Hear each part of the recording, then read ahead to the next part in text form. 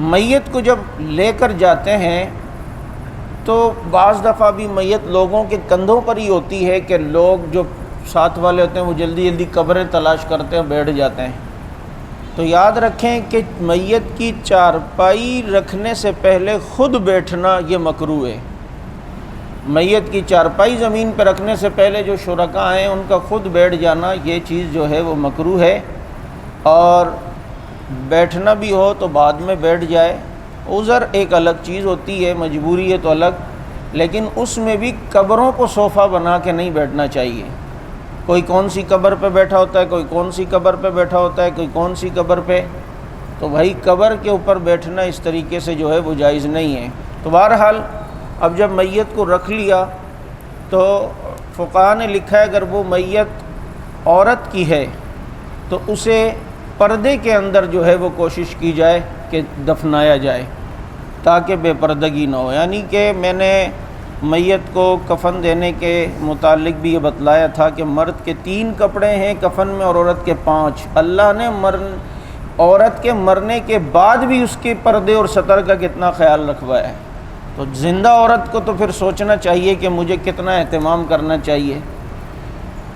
اب جب قبر میں رکھا جائے میت کو تو قبر میں رکھنے کے لیے اگر عورت ہے تو اس کے محرم اس کو ہاتھ لگائیں گے، اس کا بھائی ہو گیا، باپ ہو گیا، ماموں ہو گیا۔ یہ نہیں ہے کہ محلے والے بھی اس عورت کو جو ہے وہ ہاتھ لگا رہے ہیں۔ ہاں اگر لاوارث عورت کی لاش ملی اور کوئی بھی نہیں ہے دفنانے کے لیے تو میں یہ بار بار کہہ رہا ہوں عذر اور مجبوری ایک الگ چیز ہے، اس میں تو پھر عذر ہے۔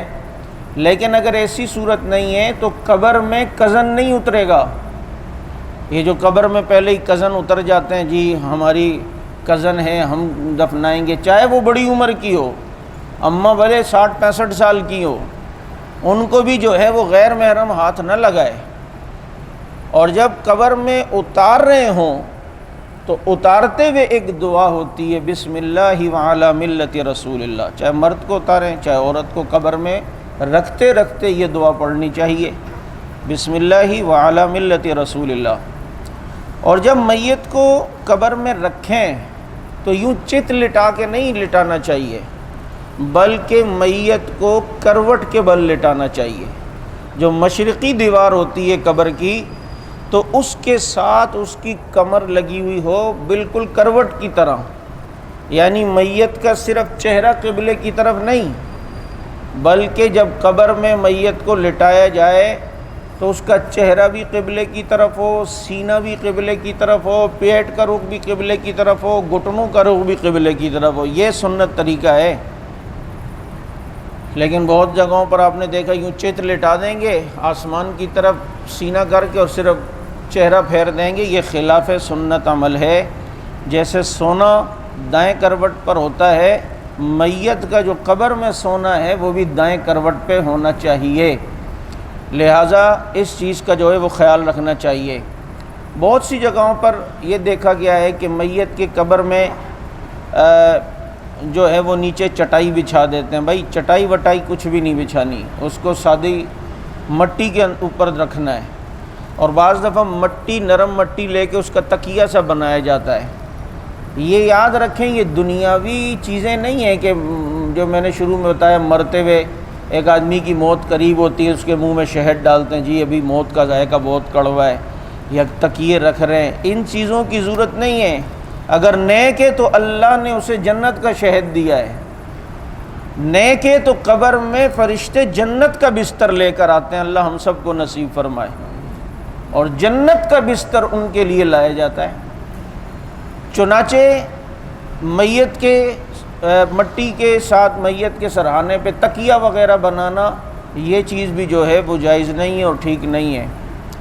اب جب میت کو قبر میں اتارا تو جو میت کے کفن کے اوپر گرہ باندھی ہوئی ہوتی ہے تاکہ جنازہ لے آتے ہوئے وہ گرہ کھل نہ جائے، کفن کھل نہ جائے، تو وہ سر کی طرف سے وہ گرہ کھول دینی چاہیے، درمیان میں جو گرہ ہوتی ہے اسے بھی کھول لینا چاہیے، پاؤں کی طرف جو ہوتی ہے اسے بھی کھول لینا چاہیے۔